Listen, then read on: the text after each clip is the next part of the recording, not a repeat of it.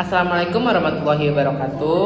Perkenalkan saya Gilang Muhammad Azan dengan NIM 2500509. Saya berasal dari Fakultas Ilmu Pendidikan, Departemen Pendidikan Nonformal. Di sini saya akan menganalisis mengenai permasalahan keluarga untuk melengkapi nilai ujian tengah semester dengan mata kuliah Pendidikan Keluarga.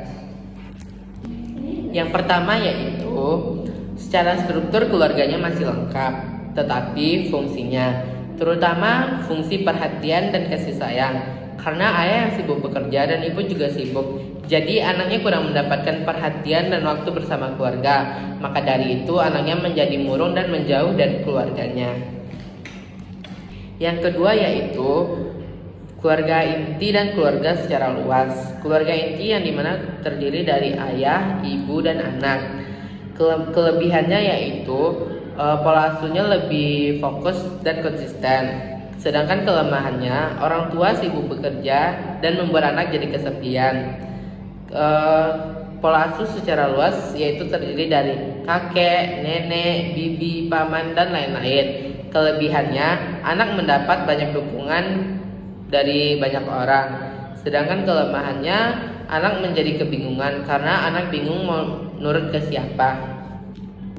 Yang ketiga yaitu karena adanya tekanan ekonomi membuat anggota keluarga menjadi sibuk bekerja dan kurangnya waktu bersama anak. Fungsi keluarga seperti kasih sayang, bimbingan, dan komunikasi menjadi terganggu. Solusinya yaitu keluarga harus pintar membagi waktu bersama anak.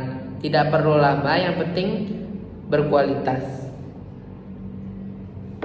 Yang keempat yaitu kalau orang tua hanya fokus kepada nilai tanpa mengajarkan etika, empati, dan tanggung jawab, itu akan membuat anak menjadi pintar tapi kurang peka, yang dimana anak berprestasi tapi kurangnya kepekaan sosial.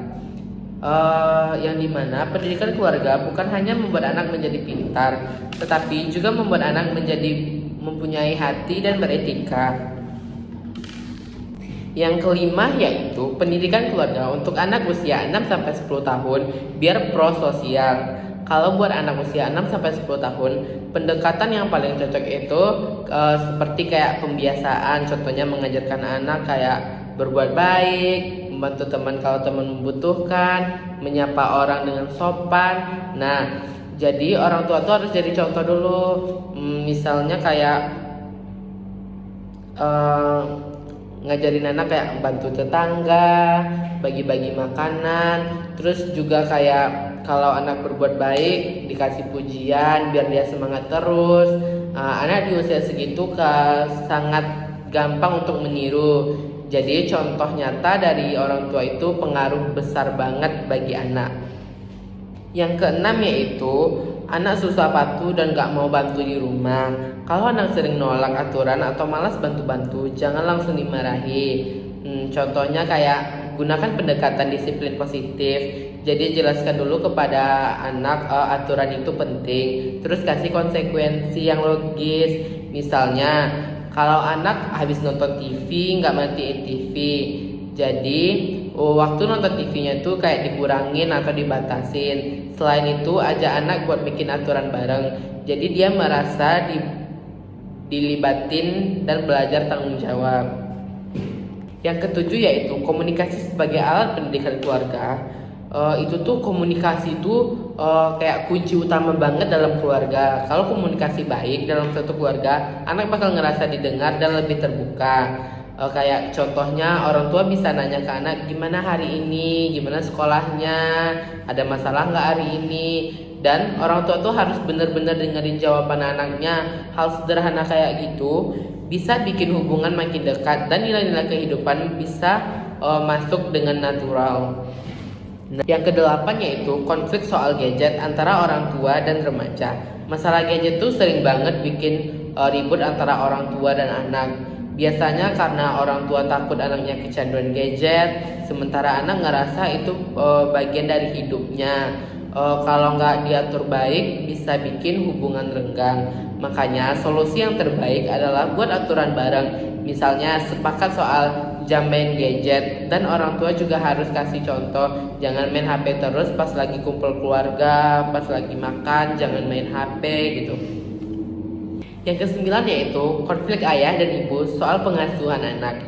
Kalau ayah dan ibu beda gaya asuhnya, misalnya ayah tegas banget tapi ibu lembut, anak bisa bingung bahkan suka manfaatin situasi. Jadi solusinya yaitu komunikasi aja, ngobrol baik-baik, saling dengerin dan cari titik tengah.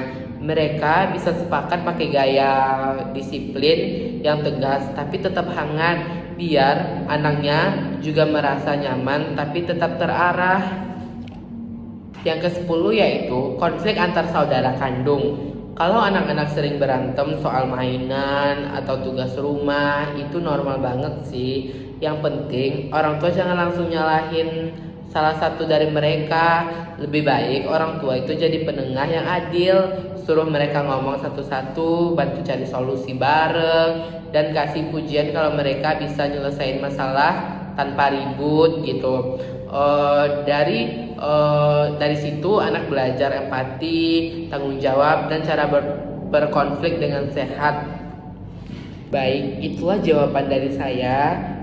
Baik, saya akhiri dengan Assalamualaikum warahmatullahi wabarakatuh.